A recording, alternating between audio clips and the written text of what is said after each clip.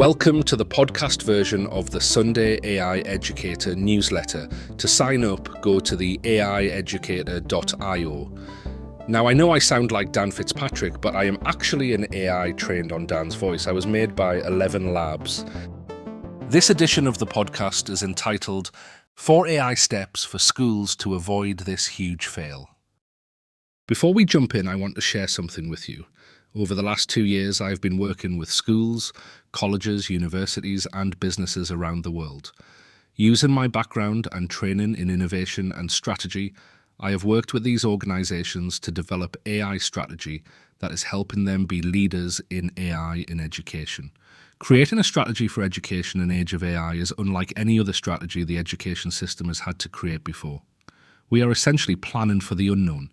It isn't easy, but it is essential if we want to prepare our students for success, give our teachers the best tools, and if we want to survive.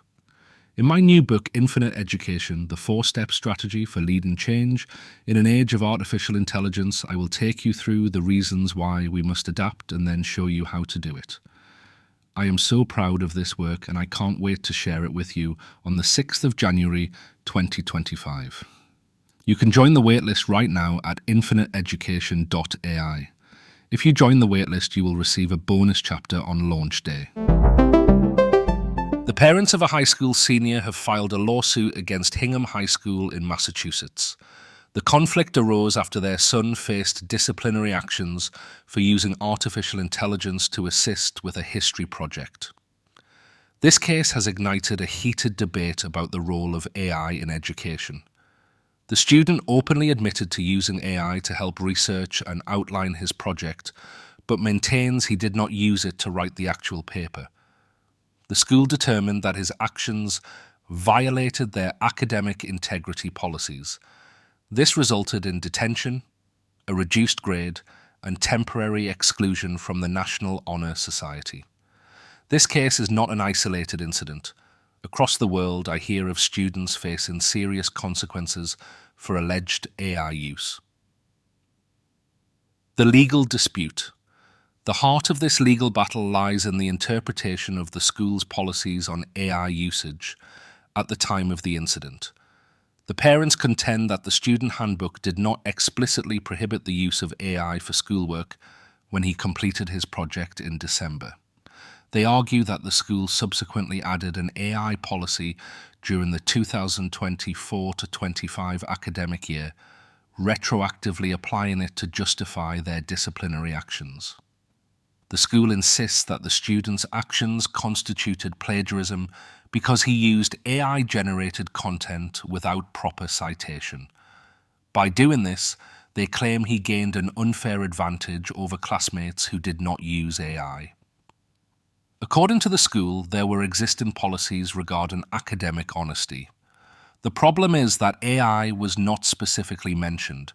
This case has set the stage for a broader discussion about the integration of emerging technologies into traditional educational settings.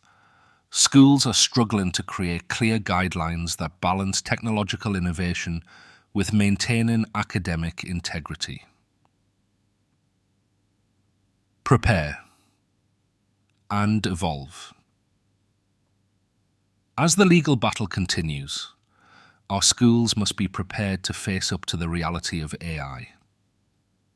AI is not something to be kept out of the classroom or discouraged. Educators can focus on integrating it thoughtfully into learning. Ignoring or resisting AI will only hinder the chances for students to thrive in a world of AI. Teaching students how to use it responsibly and critically can prepare them for the world that actually exists outside of the isolated world of a classroom. Recommendations: write a policy. The ongoing legal conflict in Massachusetts highlights the need for clear policies on AI in education. Some schools are hesitant to draft such policies. They prefer to delay until they fully understand the technology. I always advise schools to have a policy in place, even if it's temporary. This gives students, teachers, parents, and other stakeholders a clear framework to operate within. Policies act as guidelines, which can and should be revisited as technology evolves and our understanding deepens. The key here is clarity, something the student in Massachusetts needed but didn't receive.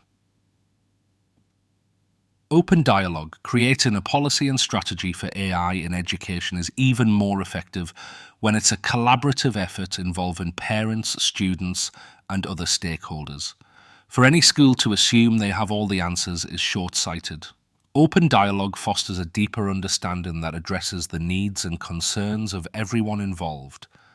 Through these conversations, better and more inclusive decisions can be made. Educator training. One of the most pressing challenges is the lack of training and support for teachers.